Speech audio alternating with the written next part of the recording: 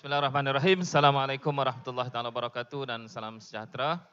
Saya hormati saudara pengacara majlis, Barisan Kepimpinan Pakatan Harapan Tuan Haji Muhammad Sabu, Presiden Parti Amanah Negara, staf kepimpinan Pakatan Harapan di peringkat negeri, Wabi Damian, selaku pengerusi DAP negeri dan juga kepimpinan daripada DAP negeri, dan juga yang berbahagia saudara Jini Lim daripada Parti Keadilan Rakyat dan juga kepimpinan Parti Keadilan, saudara daripada rakan-rakan daripada muda yang bersama dengan kita pada malam ini. Seterusnya semua yang hadir, orang Melaka yang hadir pada malam ini, alhamdulillah kita panjatkan rasa syukur kehadrat Allah SWT kerana kita dapat hadir bersama-sama pada malam ini. Alhamdulillah kita lihat hujan pun sudah reda.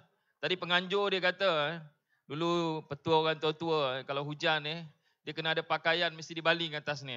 Jadi saya tahu ada penganjur. Dia suruh pakaian pengurusi pakatan baling. Saya tak sanggup kan. Jadi kalau kita lihat, kita tahu bahawa musim ini musim tekujuh. Ini realiti kita. Kerana kita tahu bahawa pilihan raya ini diadakan dalam musim ini, dia cukup menyukarkan kita.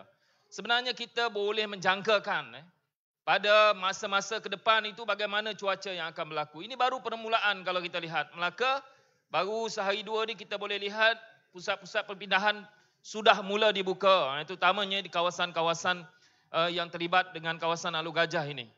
Alur Gajah ini banjir takkan selesai selagi kerja-kerja tebatan banjir Alur Gajah ini tak selesai.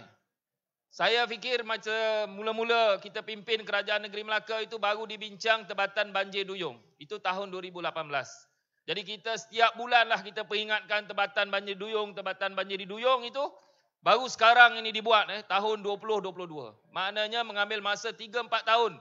Bincang baru boleh selesaikan untuk uruskan banjir di kawasan tebatan banjir duyung. Sebab itu kalau kita lihat di Alur Gajah, di Gadik, ada kawasan-kawasan tebatan banjir yang sepatutnya dibuat untuk menyelesaikan masalah banjir dalam negeri kita. Tetapi saya fikir semua ini memerlukan dana yang cukup besar.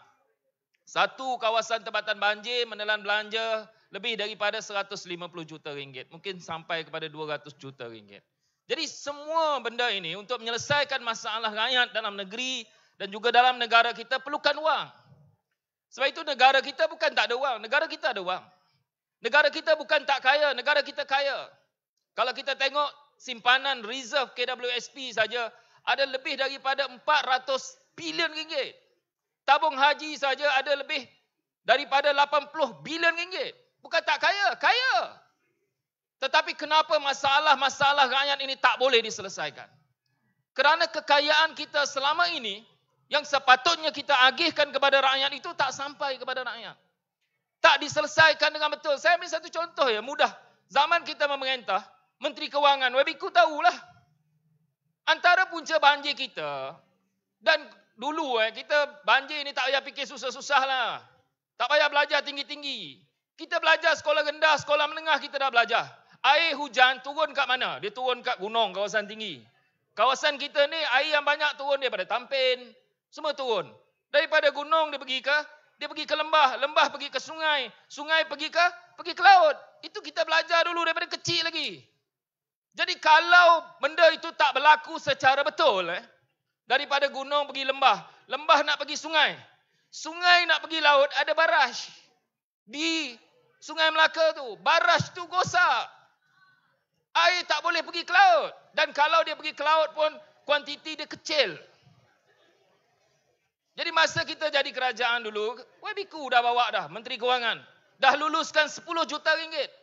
Untuk betulkan barrage supaya air daripada Tampin tu pergi kepada Sungai Melaka boleh pergi ke laut dengan cepat. Lulus 10 juta, bila kita jatuh kerajaan, kita pun tak tahu 10 juta tu dah dibawa ke mana untuk projek lain yang akhirnya barrage itu tidak dibetulkan. Ini yang berlaku dan banyak lagi perkara-perkara yang terkait dengan pengurusan yang salah yang menyebabkan kesannya adalah kepada rakyat. Sebab itu kita tahu bahawa kita menghadapi pilihan raya umum yang ke-15. Perkara paling penting, tuan-tuan daripada hari ini sampai 19 hari bulan. Kalau tuan-tuan jumpa orang, Perkara pertama tuan-tuan mesti tanya kepada orang tuan-tuan jumpa tu, di mana mengundi?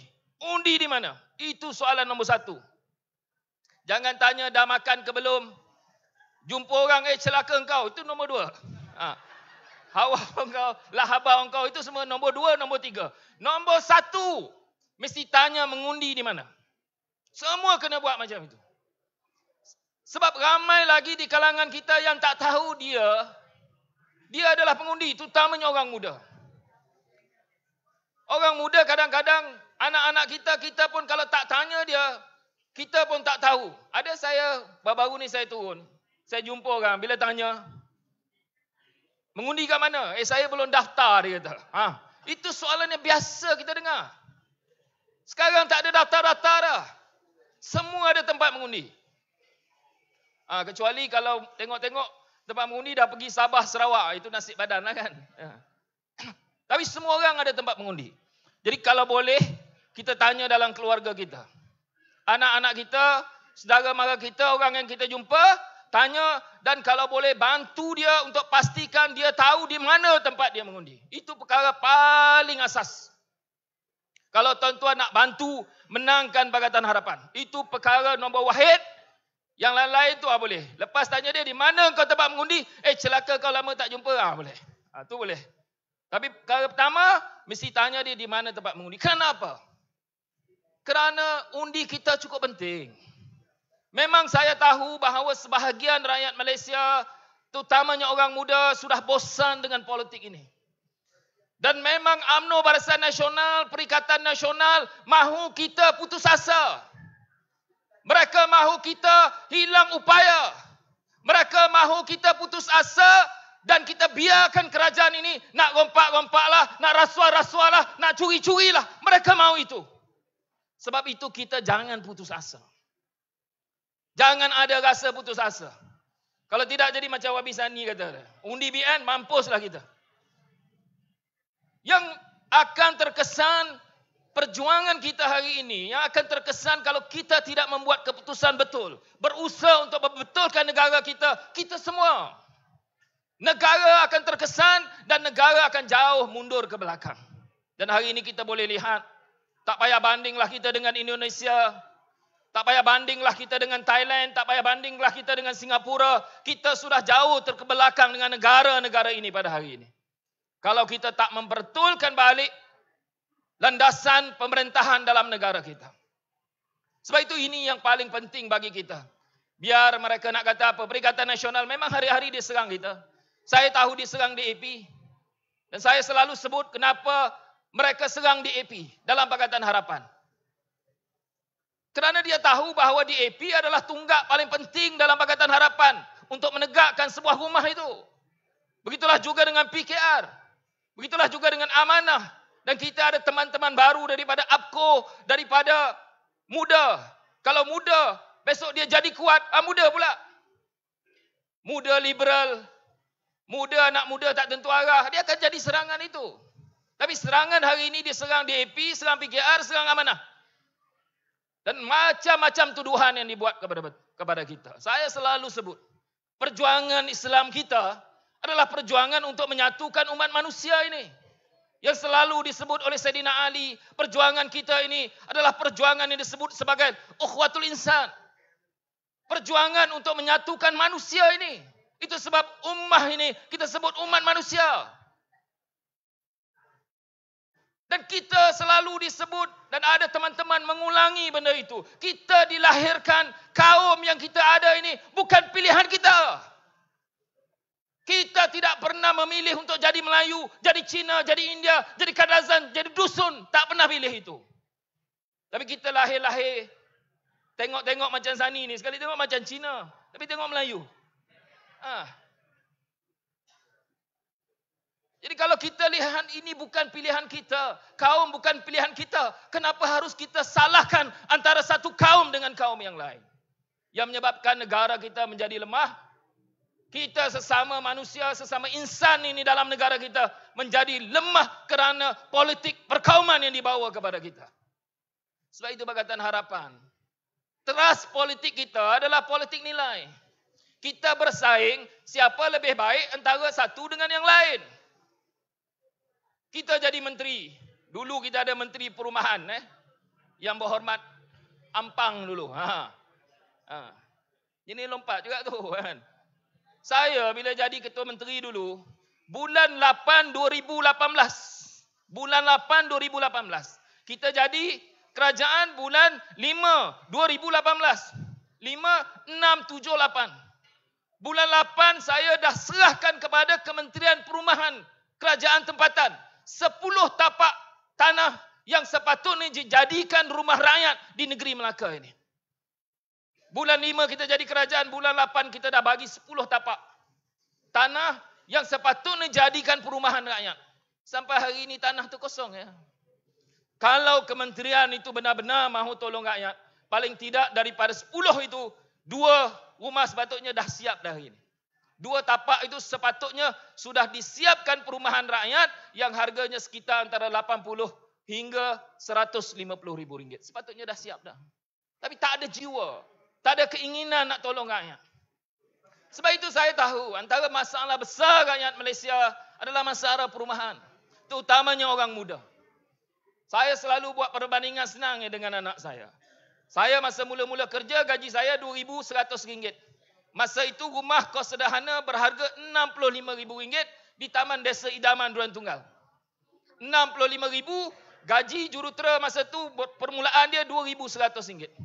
Hari ini anak-anak muda yang ada ijazah memulakan kerjaya dengan gaji RM2,000.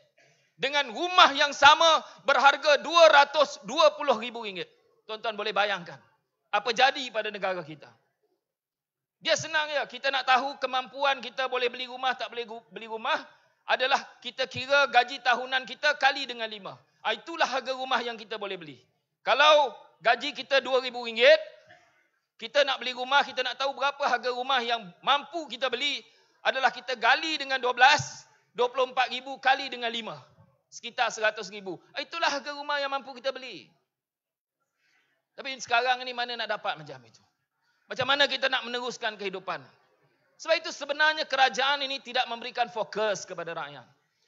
Tak ada penilaian, tak ada sistem dan tak mampu untuk menyelesaikan masalah ini. Dan sepatutnya kerajaan ini memikirkan bagaimana menyediakan perumahan untuk di bandar. Anak-anak muda. Dulu kita pernah buat. Bukan tak boleh. Boleh. Beri rumah sewa kepada anak muda harga RM150. Orang kata tak percaya boleh beri rumah sewa. Boleh dibuat. Rumah sewa RM150. Hampir 500 rumah boleh disediakan untuk orang menyewa. Dan begitulah juga dengan isu-isu yang lain. Sebab itu saya yakin Pakatan Harapan akan memberikan tumpuan ini. Bukan sahaja kita melaksanakan rumah untuk rakyat, tapi kita juga harus memikirkan bagaimana kita boleh memberikan kehidupan dan juga pusat lindungan rumah ini bagi membolehkan rakyat itu bukan sahaja menyewa rumah tetapi dalam masa yang sama memiliki rumah. Yang kedua yang saya fikir penting juga, kita sebenarnya bila kita menghadapi COVID-19 ini, antara cabaran kita di Malaysia ini adalah anak-anak kita sebahagiannya sudah tercicir dalam pendidikan. Ini berlaku dalam sistem kita. Sebahagian anak-anak kita sudah tercicir dengan pendidikan. Saya minta kepada semua yang hadir, tolong beri bantuan kepada sukarelawan kita yang sedang mengutip sumbangan itu. Jadi berilah sedikit sumbangan kepada Pakatan Harapan itu untuk kita melaksanakan program-program kita. Sebab itu kalau kita lihat pendidikan adalah antara aspek yang penting. Dan saya yakin Pakatan Harapan dalam tawarannya menjelang pilihan raya umum yang ke-15 harus memberikan penumpuan kepada pendidikan anak-anak kita. Sebab itu kalau kita lihat bagaimana keciciran ini berlaku dan bagaimana kita boleh memastikan anak-anak kita di Malaysia ini mereka kembali mendapat pendidikan yang terbaik. Saya cukup percaya. Saya dalam pemikiran saya memang berpegang pada bila-bila masa. Saya percaya bahawa anak-anak kita yang lahir itu mereka sebenarnya cerdik. Kalau mereka tak cerdik kerana mereka tidak dapat pendidikan sempurna kepada anak-anak itu. Ini sebenarnya teras. Ada anak kita, ya, dia tak pandai belajar, akademik dia tidak baik. Tapi kadang-kadang dia ada apa? Dia ada keupayaan, dia ada keberanian. Itu adalah potensi anak-anak kita. Dan ini sebenarnya yang harus kita lakukan. Dan Malaysia mesti menuju ke arah itu. Anak-anak kita sama ada dia pandai belajar, sama ada dia berani, sama ada dia kuat, sama ada dia pintar, sama ada dia mempunyai potensi-potensi ini. Kalau pendidikan itu boleh mengangkat anak-anak ini, sebenarnya Malaysia boleh berjaya. Sebab itu ini antara aspek penting dan saya yakin tuan-tuan yang hadir pada hari ini, macam yang disebut oleh rakan-rakan saya, pilihan raya yang lalu, tugas kita hari ini adalah mahu pertahankan 4 kawasan parlimen kita. Harus menangkan Kota Melaka, harus menangkan Hantua Jaya, harus menangkan Parlimen Tangga Batu, harus kekal menangkan Parlimen Alor Gajah. Dan kita kekal berusaha untuk pastikan kita boleh menang di Jasin juga. Harus pastikan juga bekerja keras untuk bagi saingan di Masjid Tanah. Jangan putus asa. Bawa pengundi-pengundi kita, satukan rakyat kita, sepakat kita. Kita bukan melawan rasuah semata-mata. Kita bukan melawan UMNO. Tetapi tugas kita adalah untuk menyelamatkan negeri kita, menyelamatkan negara kita, menyelamatkan rakyat Malaysia semuanya. Sebab itu, yakinlah kita bahawa kita boleh melakukan ini semua. Kita boleh membawa perubahan walaupun kita satu orang dengan satu undi. Itulah kekuatan demokrasi. Kita.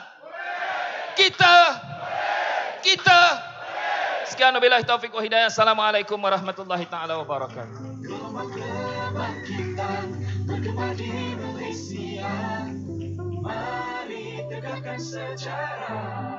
Terima kasih diucapkan